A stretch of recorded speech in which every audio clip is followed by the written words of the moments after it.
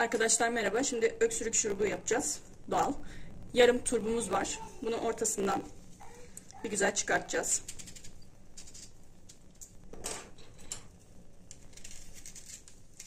Bu şekilde ortasında bir havuz oluşturacağız.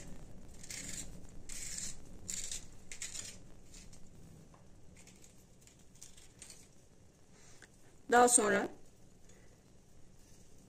bardağın üzerine koyuyoruz ve içine bolca bal ekliyoruz. Turbun ortasını oyduğumuz yere bal ekliyoruz.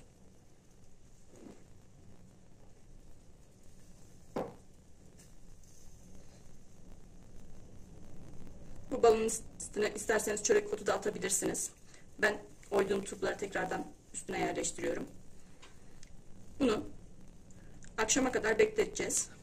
Altından bardağımızın içine su sızacak ve bu suyu çocuklarımıza içiriyoruz. Şifa olsun.